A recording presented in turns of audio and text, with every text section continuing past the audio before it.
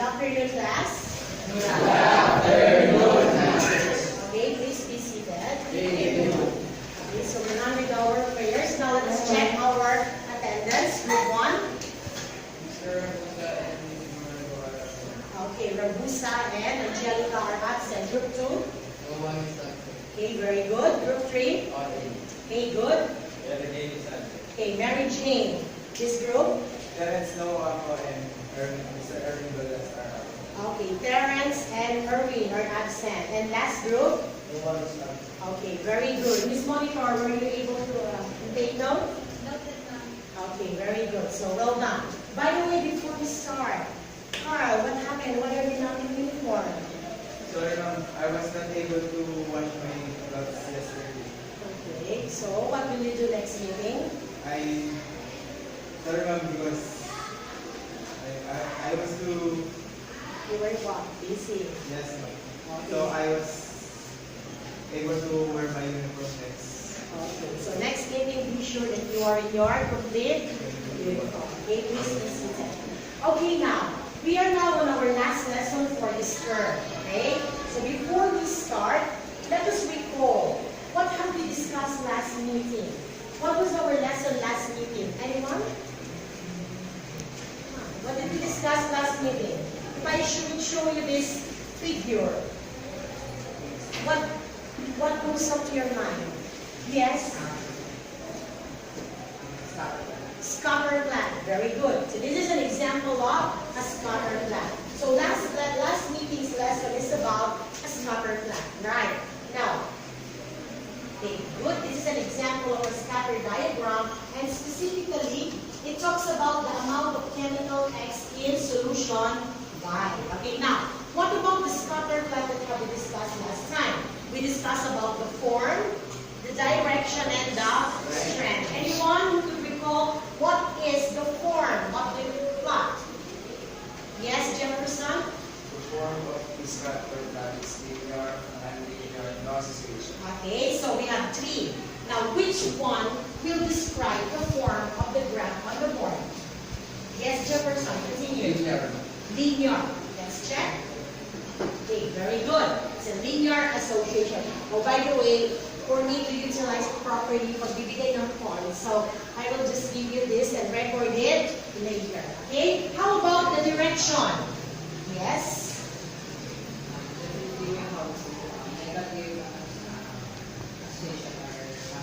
Okay, so we have 2. And which of the 2 does this figure form? Yes, continue. Okay, so this is an example of a positive association. Very good. Last but not the least, how about its strength? What are the 4 strengths that we have discussed last time? Other hand, please. Yes, Abby? No association, weak association, always association, strength. Okay, very good. Now, will you describe the form of strength of the figure on the board? Yes, Miss Bean? Strong. Okay, is it strong? Let's see. Okay, very good. Now we were able to identify and describe its characteristic. Who can give the conclusion or the exact description of this line? Yes, Jefferson. There is a strong positive linear conclusion between X and Y. Oops. Again, is it conclusion? Strong, positive, linear, correlation or association. Okay? So it's a strong, positive, linear association. Clear? So it's our last meeting's lesson. Clear to you? Do you have a question about our last meeting's lesson? Because it has something to do with our next lesson. Okay? But before that, let us set the objectives. Brian, will you read our lesson's objectives? At the end of this lesson, you should be able to calculate the Pearson samples correlation coefficient. Okay, that's 1. How about the second one? Gerson. Solve problems involving correlation analysis. Okay, so there are 2 set objectives for today. Okay, first you have to calculate, and then second you have to solve problems. Okay,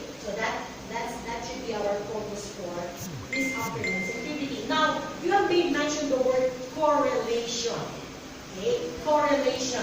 In English, okay, we have this discussion about root words, right? Okay, what should be the root word of the word correlation? Relation. Yes. Julina. Relation. Relation. Okay, let's see. Is it relation? Let's check. Okay. So from the word correlation, you have there the word relation. But the root word of relation is, what is the root word? Relation. What is the root word? Yes, I heard the word, Brian. Okay, very good. It's relate, right? So when you relate, what do you do? When you talk about relation, any other word that you can associate with the word relation? Anyone? Relation. Connection. Yes? Jeff? Connection. Connection is correct. Another. How about association? When you say connection, association, right? Okay. Are you related with Miss Bean? Jerson? What is your association? What is your relationship?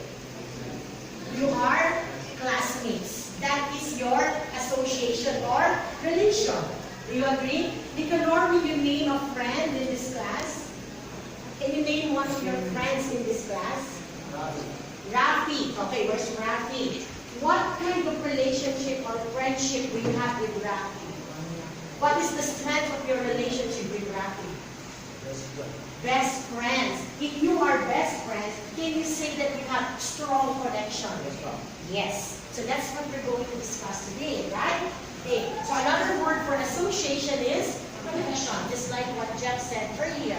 Now, our definition of Pearson art is very simple. Since we said that correlation is also has something to do with association and connection, so correlation now is a process, right? What kind of process is it? It's a process of establishing relationship. It could be an association, connection between two or more variables. Okay? So you remember when we plot the scatter plot, we had two variables. Okay, now, look at these two. Will you describe their relationship? Okay, let's try the first graph. What kind of relationship do we have there on the first graph? Yes, Jeff? Strong. Strong. Okay, how about its direction? Linear. Linear, another, the direction? Yes? Okay, the first one is a strong, linear, positive relationship. Can you tell its difference on the second graph? What is the difference of the first graph from the second graph? Both has a strong relationship. Both has linear relationship. But what is that difference that is very obvious? Yes, Nico? Strong, linear, negative. Okay, the first one is positive and the second is? Okay, very good. So obviously, the difference is their direction. Good. How about the second one? Look at them. In terms of strength, do they have the same strength? Yes. How about their direction? Do they have the same direction? Yes. Yes. So, who can identify now which of the two has a stronger relationship? Is it the first or the second graph? First. Can you identify? Yes. First, First, what made you say it's the first one? Please stand. Share your idea. Sige, Tagalog. Kasi makikita naman natin yung mga variables na ito yung mga dots na big. So, mas masabi natin yung relation nila sa ito. Okay. Do you agree with me? Yes. But can you exactly determine which of them has a stronger relationship? I don't think so. But by just looking at the graph, you may say that basically they have somewhat the same relationship, right? So this kind of problems cannot be fully described or compared by just using a scatter plot. Did you get that? That's why we really have to thank, okay, the man behind this one who will help us solve, okay, that problem. Okay, in history, are you familiar with this man? Are you familiar with him? does the name ring a bell? Carl Pearson. Pearson. Okay, were you able to hear about him? Anyone who has an idea about who is Carl Pearson? Who Carl Pearson is? Any idea? Yes? Anyone? Have you met Carl Pearson? Have you heard about Carl Pearson? Have you heard about Pearson? Yes. So those who say yes, please raise your hand. Sir, do you have any idea? Yes. Joy?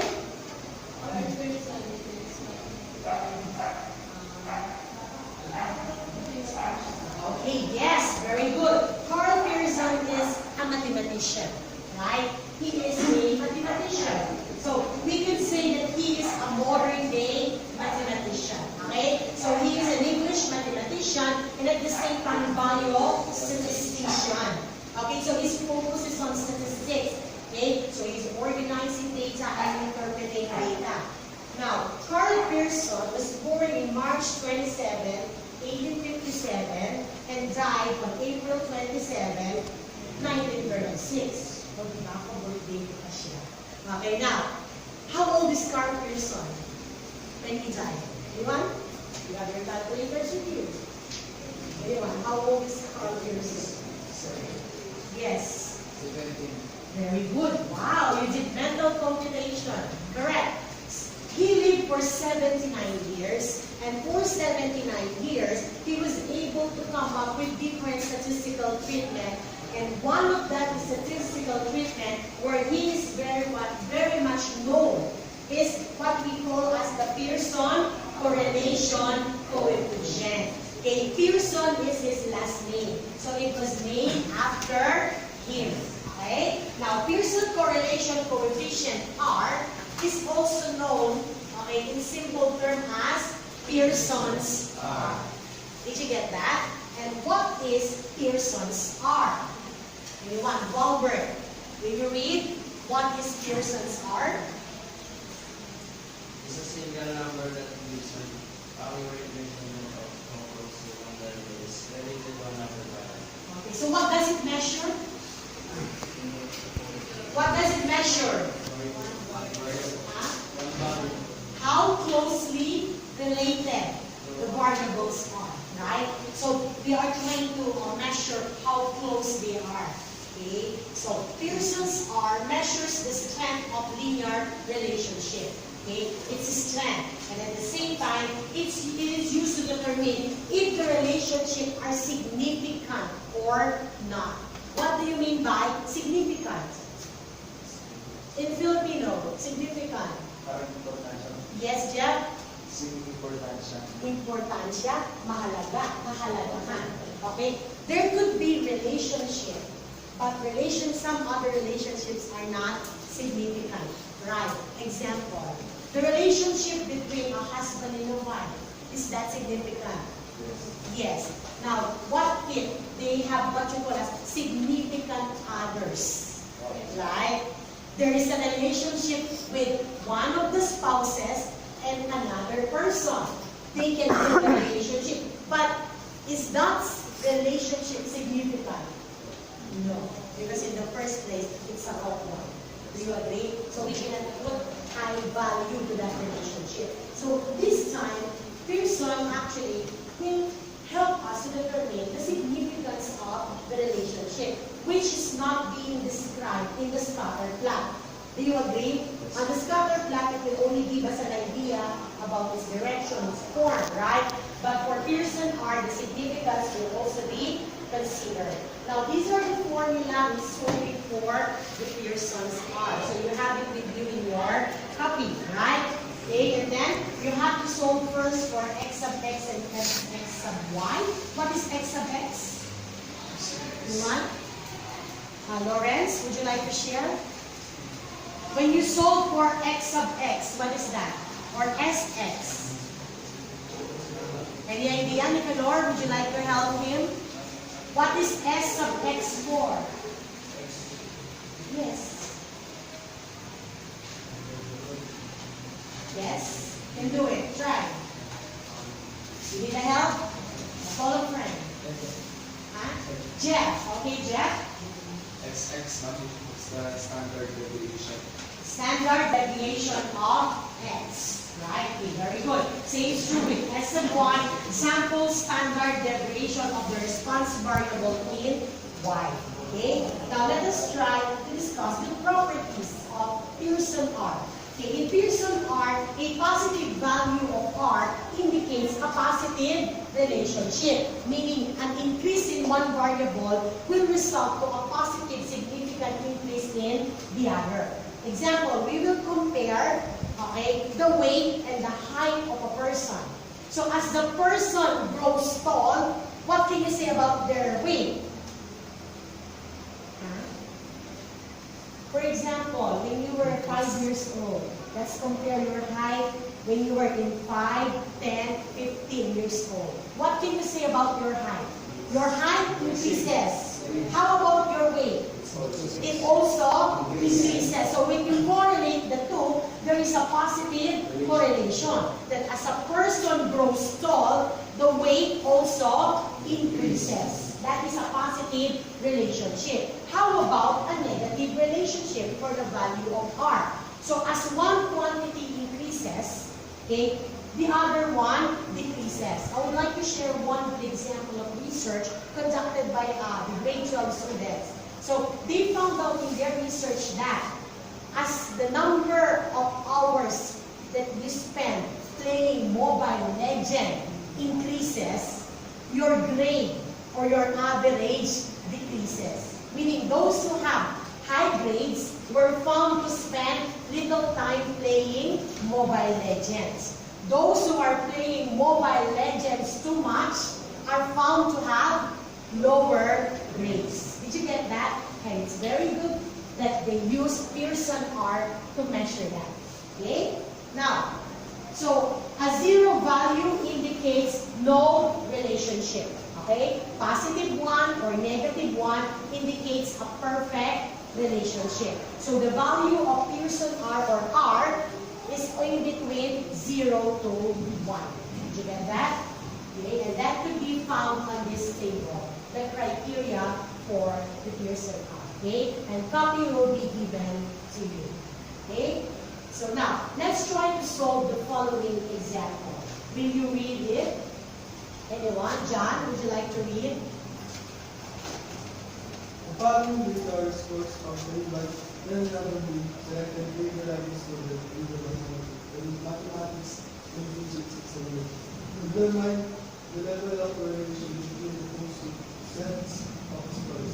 Okay, so we're asked to determine the level of correlation between the two sets of scores. If we have this given set of data, what do we need to organize our solution? We need a table, a good table. So thank you to Jolina and Nicolor for coming up with this neat table on the board. Okay? So let's try to solve. What should be the first step?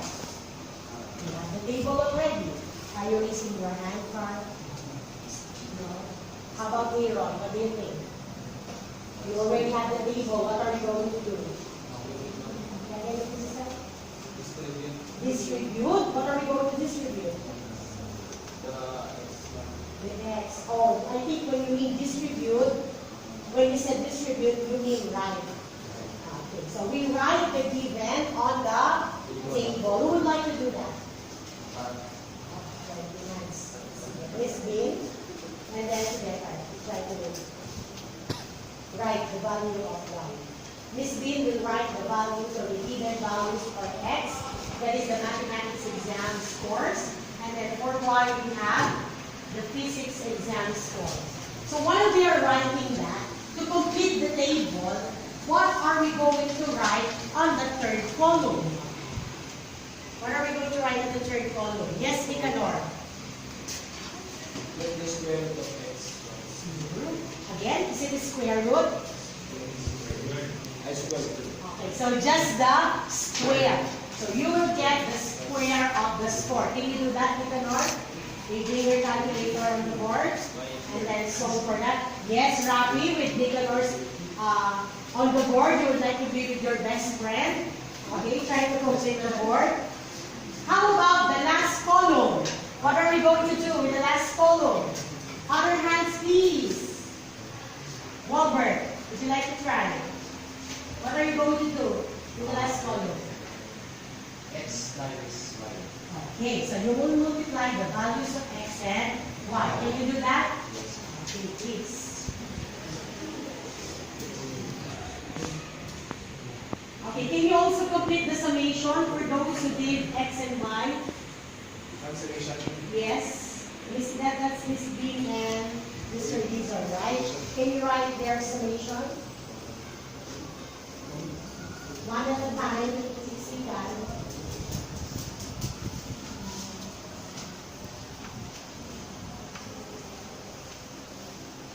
Use your calculators.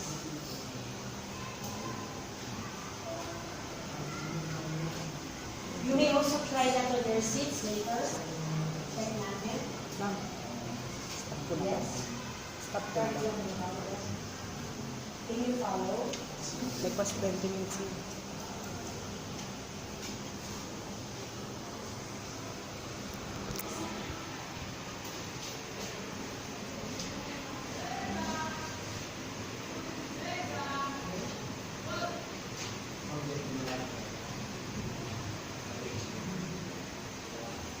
We have forget and abuse on the list.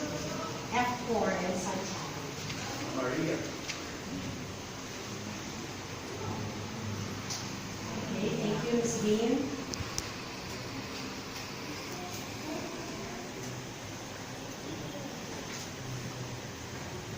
So while they are writing their answers on the board, will you compare yours?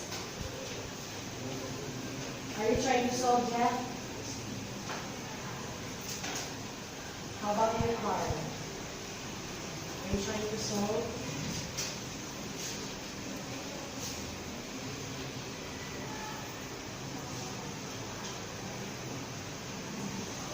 Okay, gentlemen, give way to each other. Happy.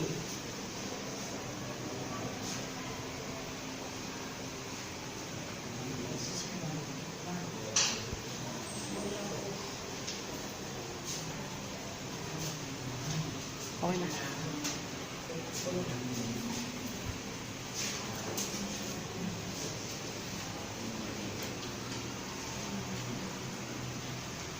Okay, done with the three gents. Done with the last one. Walbert.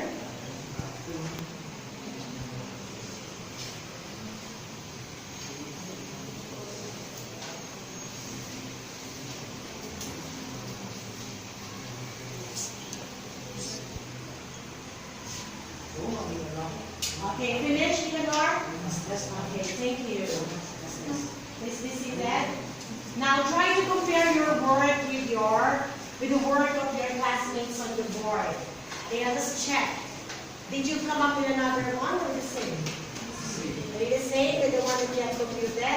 Okay, let's check. Okay, so first they have written the values of x and y. Okay, correct. So let's check. Compare. Are they the same? Yes. Okay. Next. The same? Yes. In the last column, are they the same? Yes. And our summations? Check. Are they the same? Yes. Okay, very good. Let's give your classmates a yes clap. How do you do it? 1, 2, 3. Yes. Okay, give it up, guys. So that is just halfway of the solution, right? Now, after we have completed the table, what are we going to do? Okay, we have to identify the given, right? So that we will be able to substitute this given in the formula for Pearson R. So what must be the value of n in our given? Ba? 1? Oliver. Yes, Majoy. Oliver. 10. Okay, you write it on the board. Okay, 10. Simply because we have 10 students. Very good. So if you have 10, you will also have to compute 1 over 10 later. Okay? The second one is the summation of x, y. Yes, Aaron. What is the summation of x, y? 5,313. Okay, will you write it on the board? Okay. How about the product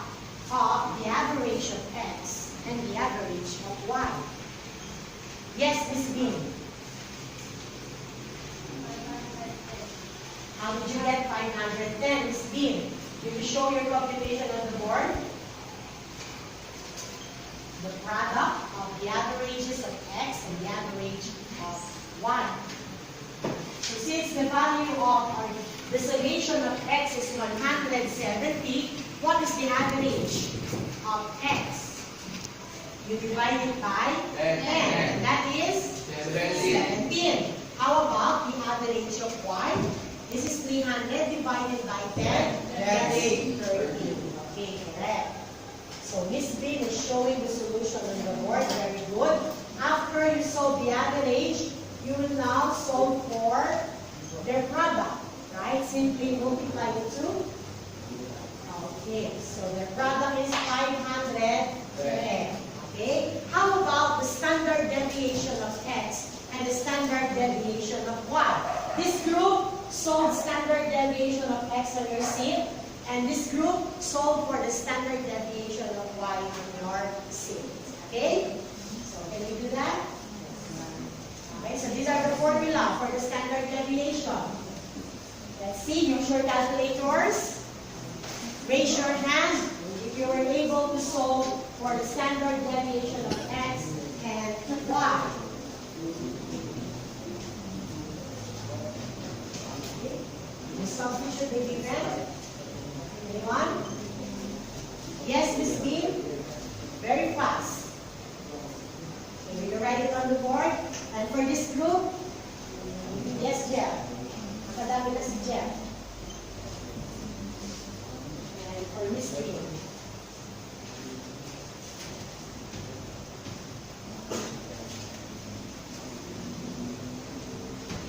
Okay, no need to show the solution.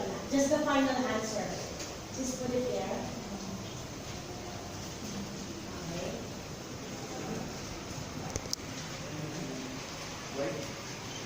Okay.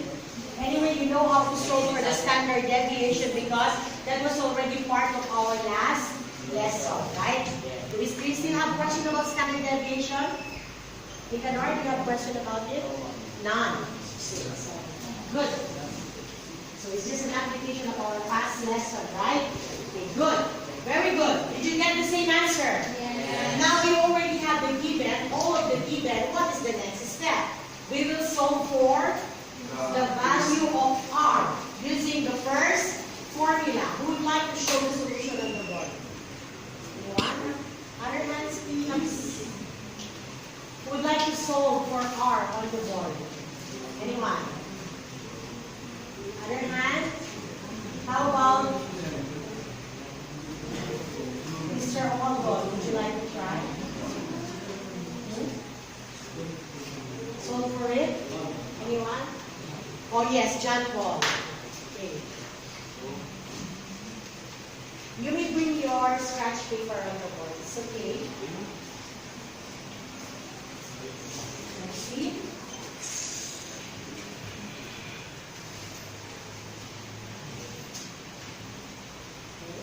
What he is doing is direct substitution. Okay.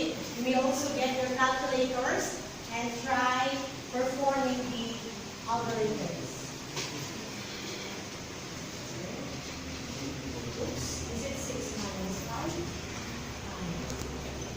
Look at the formula of the word. It's multiplication. Okay.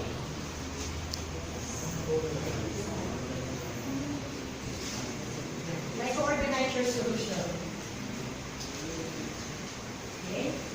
For those who are seated, you may also try solving it on your seats, please.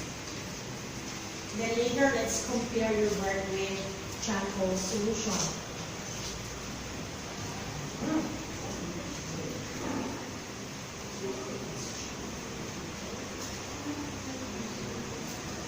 Okay. Fade na yung kulay.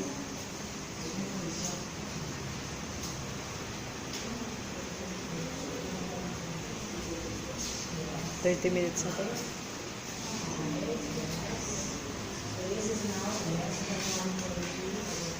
Okay. But we have to use 2 decimal places. Okay, is 0.71. Okay, don't forget that. Okay, rule use 2 decimal places. Who was another answer? Who was right with a different answer? So all of you got it correctly? Yes, ma'am. Are you sure?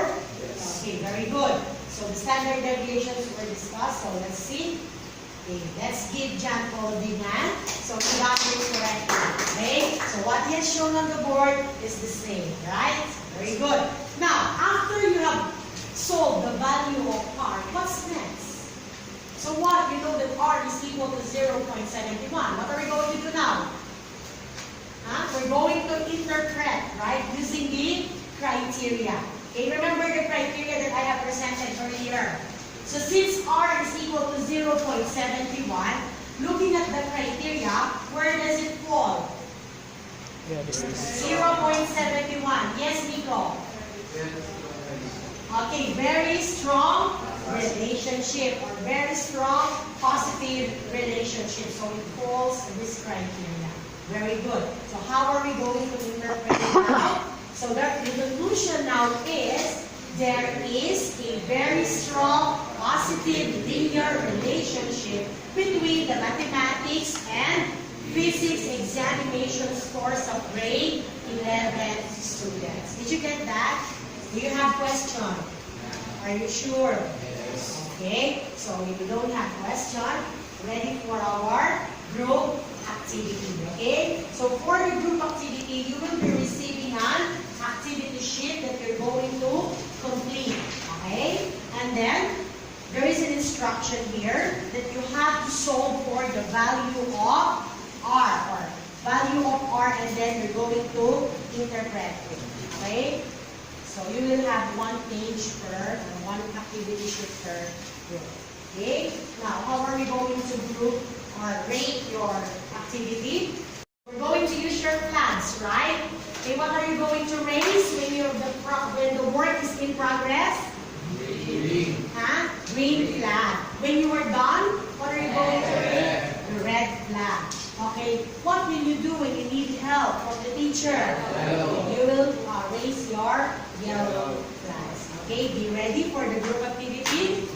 Okay, prepare yourselves at the count of 10. Everyone should be on your circle position. Okay, ready? Go. 1, go. 2, 3, 4, 5, 6, 7, 8, 9, and 10. Okay, very good. Those two gentlemen had a hard time because 2 of their members are not around, right? Okay, so you may now start working and raise your flags.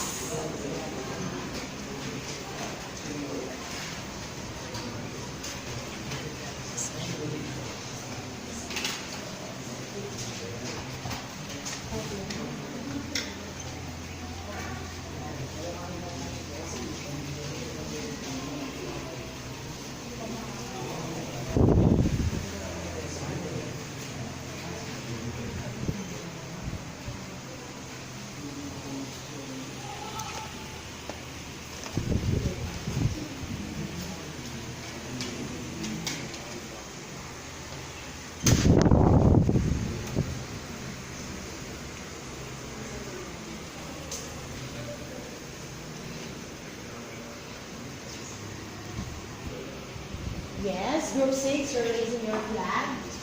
What is your question? Is this full number or? Oh, that's 2.2. Okay, thank you.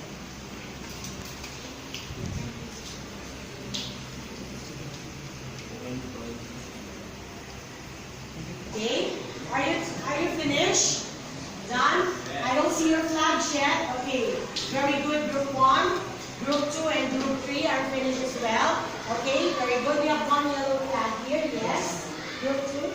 Can you ask, is that our interpretation correct? Okay, let me check. Okay, that is correct. Okay, did you use the table here? Okay, so that's correct.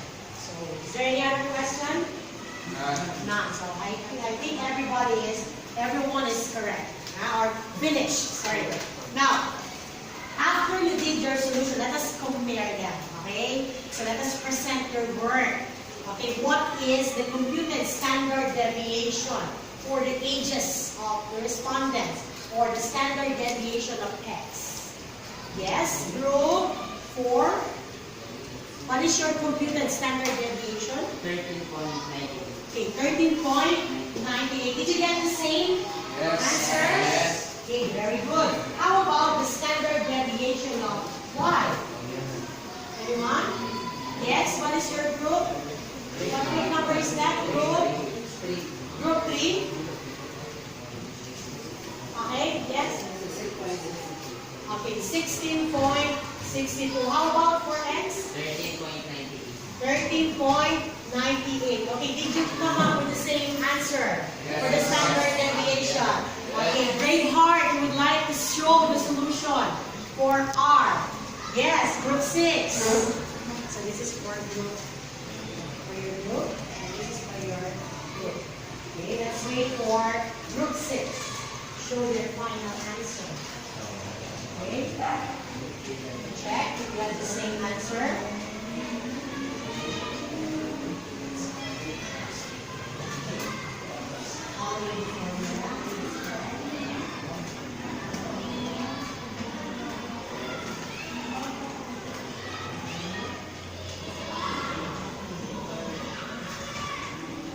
How's the group activity? Were you able to solve?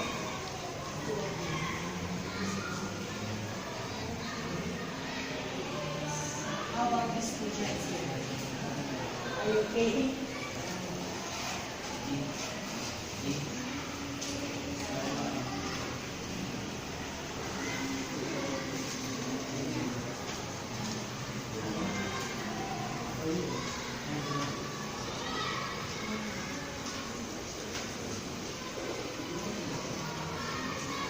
You may use the techniques that we have discussed last time using your calculators.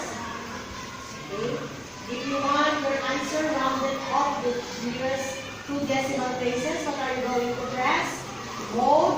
3 And times. then fix. Okay, look for fix or press mode 3 times and then you'll press fix number 1 and then 2. Okay, for 2 decimal places. Okay, so mode fix 2. Okay, so the computed value of R is 0.24. Did you get the same answer? Are you sure it was a different answer? Let me see yours. 0.24. Okay, now, what does 0.24 mean? Anyone? How are we going to interpret 0.24 based on the criteria? Yes, group 2. After solving the problem, we are able to compute the value of R, which is 0.24. Looking back at the table, we see that 0.24 indicates the weight positive relationship. Okay, do you agree that 0.24 indicates a weight positive relationship? Yes. Yeah, so what does it mean now? Who would like to interpret that? Okay, yes. Group 4. Okay, group 4. This means that the glucose level of patient does not depend on the age. Okay, good. It means if there is a weak positive relationship, the glucose level of the patient has nothing to do with their ages. So meaning, even if you are young, you are capable of having high glucose level, right? And this problem has something to do with the cases of diabetes. Did you get that? So you were able to determine, meaning before they said that as you grow older, you are prone to diabetes. But nowadays, because of the amount of sugars that we eat, we eat a lot of chocolates, sweets, and we drink sodas, that's why the glucose level now no longer depends on age. Okay, very good. So we will be reading your scores later.